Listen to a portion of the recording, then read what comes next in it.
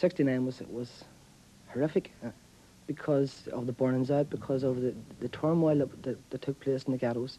It committed everyone to either defence or attack, but it committed people to be counted. The realisation that the nationalist people were under attack, there was nobody to defend them. I was a member of the nationalist community at that time. Okay, I was only 15 and a half, but I knew what I had to do, and I did it. And I joined the struggle from then on. When '69 occurred, my father, who had never, and I think this is a conscious decision on his part, never talked about the IRA or talked about armed resistance or glorified in past IRA campaigns, started to equate developments and started to talk freely for the first time about comparisons between what we were going through and rioting that had taken place in the 30s and in the 20s.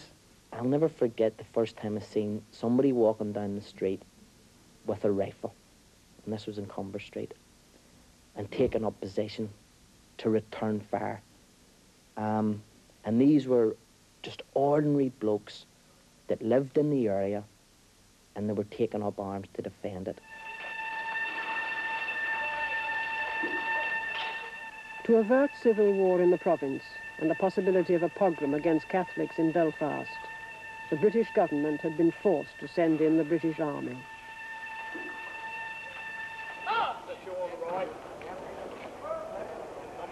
With the army now on the streets, the British government would have to concern itself more directly with the politics of Northern Ireland.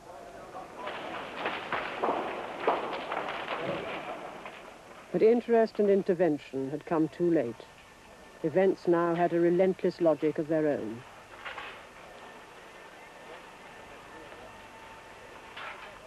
In the ghettos of scarred and gutted streets that the army now patrolled, the IRA had begun to reorganize. The prospect of armed republicans produced an inevitable reaction amongst militant Protestants. You felt the whole tension, all over the whole of Ulster, where you lived and all, you know what I mean? There was a very thing atmosphere, cold atmosphere and everything. And then you start to realise, well, something's happened here now, like, because they're not just throwing stones and all now, they're using guns. I know it's hard for a Protestant to say, but I think it was really the Protestants that brought forward the upsurge of the Provost at that time by the actions they took. I don't disagree with the actions because it was the only thing we could do in those days, but there was nothing else we could do. We could either just sit back and let the civil rights trample us down, and I, for one, was never willing to do that. I felt that what I'd been brought up to believe and was being taken away from me, what my parents had worked hard for to build up a home and a decent family, was all suddenly going to be taken off them. And it took them 30 years to build our home and family up, and somebody was just going to come in and take it off them. Well, I said to myself, this isn't on. We knew something like this was going to happen, not to the scale it did happen, but it was going to come out, and we expected it. But it hardened the case in my part to really then fight fire with fire. And the only way then to get rid of civil rights, the IRA, the lot, was to wipe them off the face of the earth. And this was the basic attitude of mine and I had to start. Protestants from Spring Martin Estate formed up 300 yards away across waste ground behind Union Jacks. The tension increased. Troops were moved up further along the road towards the Catholic crowd. A man who tried to make a lone dash towards the Protestants was hauled back by friends.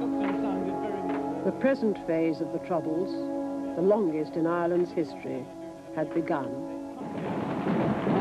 After an earlier confrontation down the end, which looked at the time like a kind of civil rights clash we knew from years ago. A few minutes later, the first exploded. The army have said throughout the day that they hope to use minimum force, but 3 hours after the procession began, this has ended up. Dust comes onto the bogside. It's the worst ever confrontation.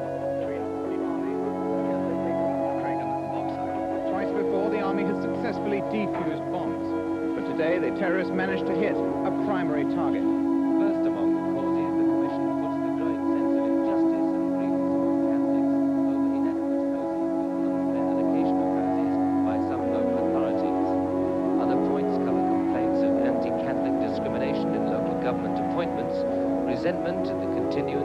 Special Powers Act and the existence of the police specials